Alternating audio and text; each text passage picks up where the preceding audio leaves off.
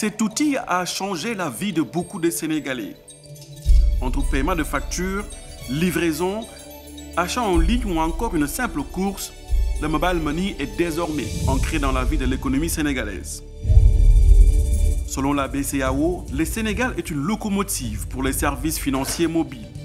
En 2021, le pays enregistrait plus de 21 millions de comptes de monnaie électronique. Le Sénégal, à l'instar de beaucoup de pays africains, a connu une transformation digitale, donc une révolution numérique, plus précisément dans tout ce qui est transactions financières par voie électronique, c'est-à-dire la FinTech. Cette nouvelle industrie a vraiment impacté de façon positive le quotidien des Sénégalais en rendant les services financiers plus accessibles.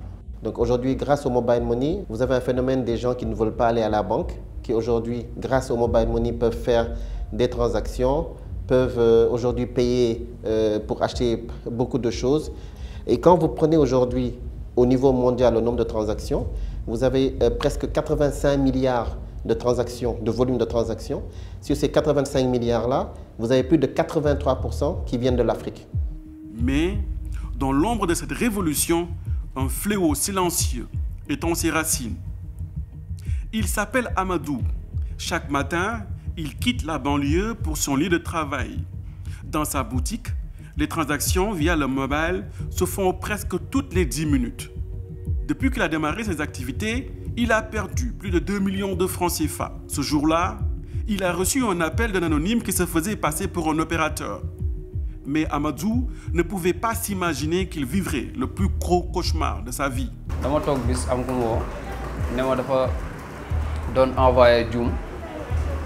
ni ma am na code bu ñëw ci sa téléphone pour ma jox ko code bi mais bi ma ko joxee code bi ci laa xool sama compte ndeket li fa nekkoon lépp dem na ñu yóbbu ko plus de 2 millions presque ay 500 noonu laa ko perdre quoi depuis boobu ba léegi te mënuma si dara mu nekk affaire bu garaaw boo xamante ni métti na ma parce que nekk jeune di liggéey di taxale di dajale sa xaalis am ku la woo xamoo ko ni la dafa juum nga jox ko code bi mu génne li nekk sa compte yëpp yóbbu ko loolu tam neexul. En fait benn arnaque la jànkonteel boo xamante ne boobu daf mu yem nit ki dafa ñëwoon sama place. bu mu ñëwee sama place dafa ñëw mu ne day retirer benn somme bu valeur de 2 099 000 léegi bu mu ñëwee mu jox ma scanner mais ndekete bu ma scanner noonu. du compte en fait la xaalis bi nekk quoi dafa am compte bu mu usurpé foofu la jaaralee xaalis bi en fait. Dans un contexte où le mobile money prend de l'ampleur avec une croissance accrue des transferts d'argent, les arnaques ou fraudes financières, principale forme de cybercriminalité, ont fini par prendre des proportions d'un véritable fléau. C'est à cause du blanchiment d'argent aujourd'hui et aussi de la perte de capitaux qui ont poussé beaucoup de régulateurs, beaucoup de pays à imposer le plus rapidement possible l'identification des abonnés. Donc aujourd'hui, au Sénégal par exemple, on ne peut plus ouvrir un compte de mobile money si on ne donne pas sa carte d'identité.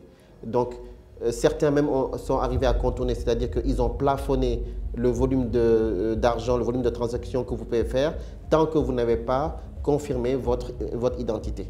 Aujourd'hui au Sénégal, si vous voulez dépasser 200 000 francs CFA, il faut que vous alliez montrer votre carte nationale d'identité pour confirmer votre numéro. Chaque année, plus de 2000 plaintes sont traitées par les agents de la division spéciale de cybercriminalité.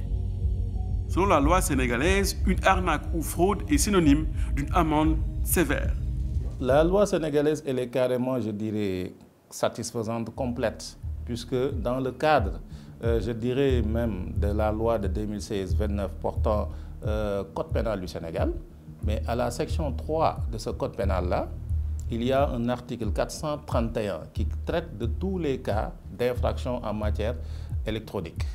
Et au niveau en fait de l'alinéa 29 et suivant de la loi de l'article 431, il est prévu effectivement des sanctions. Et ce sont des sanctions énergiques qui sont des emprisonnements qui peuvent aller d'1 an à 5 ans de prison et qui sont également des amendes qui peuvent être de 5 millions à 10 millions.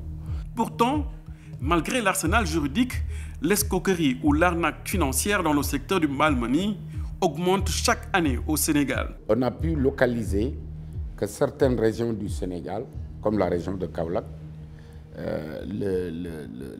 fraude, l'arnaque est plus prégnante dans cette zone.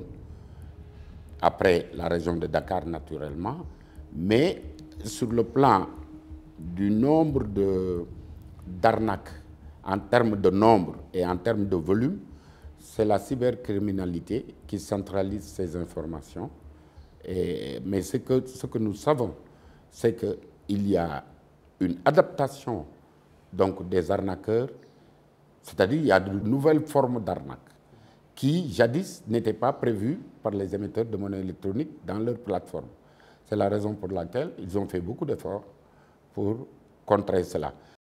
Mais comment alors les escrocs parviennent-ils à berner leurs victimes? Pour comprendre ce phénomène, nous plongeons au cœur de leur stratégie. Salam alaikum soxna si man la agent bi vérifier ndax fay nga say facture. Wax nga dëgg gis naa code bi may ñu envoyer la xaalis bi léegi nii.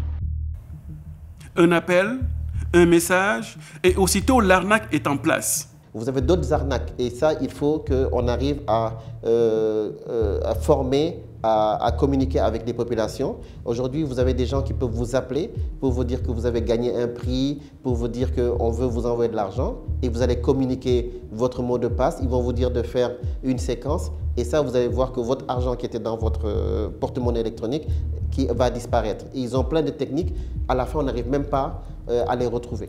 Au Sénégal, l'erreur de transfert d'argent est une technique courante, mais loin d'être la seule. En raison de l'absence de compétences de la CDP en matière pénale, donc la plupart des plaintes qui ont une connotation pénale sont transférées soit au parquet, soit à la division spéciale de la cybersécurité ou à la gendarmerie. Par contre, nous avons des dossiers qui concernent cette fois-ci l'utilisation des données à caractère personnel. Là, nous avons eu deux gros dossiers. Le premier dossier a concerné le consentement justement de la personne lors de l'enrôlement. Donc tout ce qui concerne les wallets de manière générale, les e-wallets, le consentement de la personne reste fondamental et une plainte a permis de mettre en lumière les modalités de recueil et de protection du consentement. Ce phénomène a pris de l'ampleur du fait que le mobile money reste une activité lucrative, poumon de l'économie sénégalaise. Cependant, selon l'expert Daoudem, ce secteur se cherche encore, surtout au niveau de la réglementation. La collaboration entre les fintechs, les banques, les autorités de régulation, aujourd'hui c'est important parce que c'est une collaboration qui permet aux transactions d'être sûres, sécurisées et résilientes. Aujourd'hui, on a un problème de régulation parce qu'il y a un vide. Parce que beaucoup pensent que la régulation du mobile money, c'est dévolu aux régulateurs des télécoms.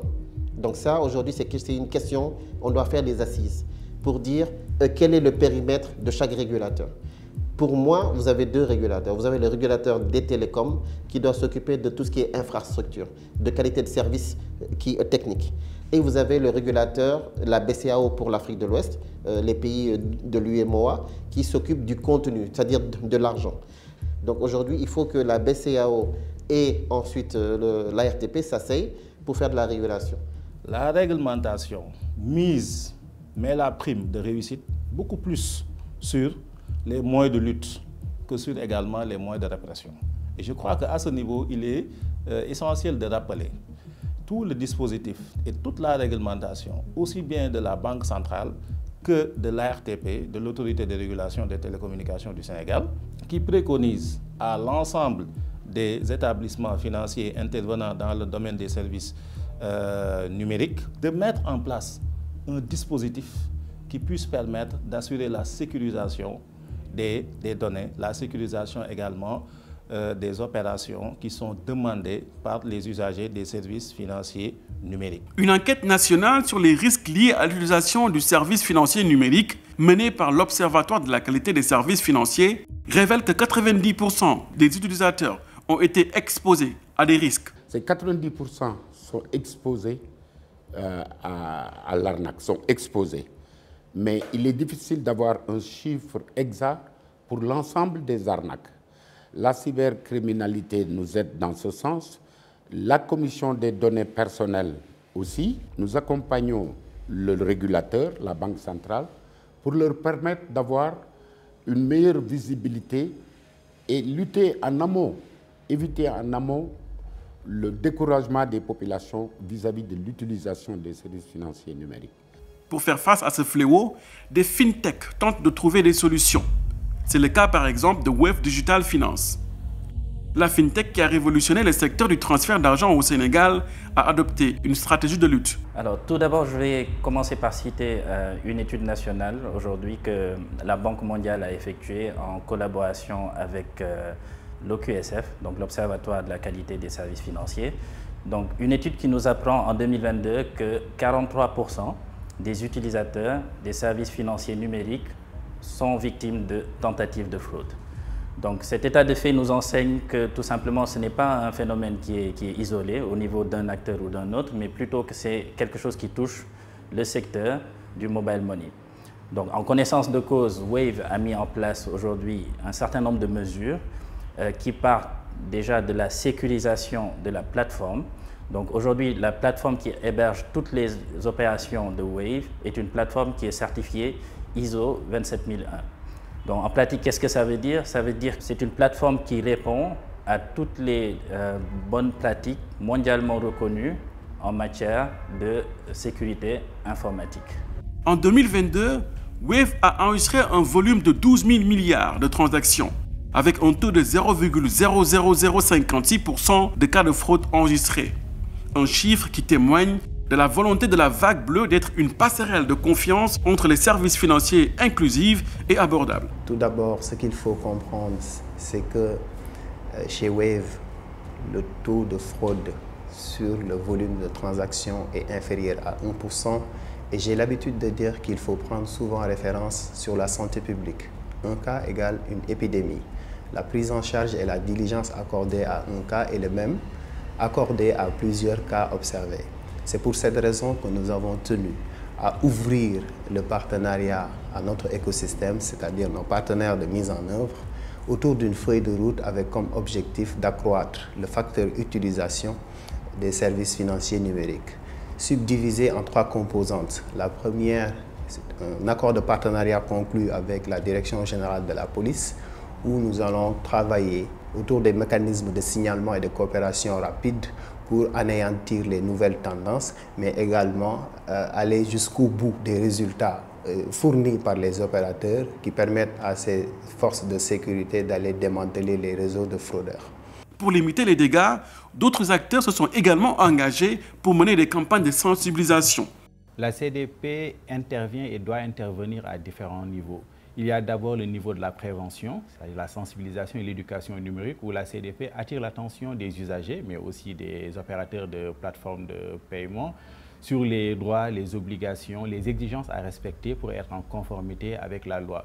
Ensuite, la CDP intervient dans le contrôle de l'activité des plateformes de mobile money quant à l'utilisation des données des citoyens sénégalais. En aval, la CDP intervient dans la gestion du contentieux qui peut opposer les opérateurs de plateformes de mobile money avec les usagers, notamment tout ce qui concerne les failles de sécurité, les escroqueries ou l'absence de consentement dans l'utilisation de ces services.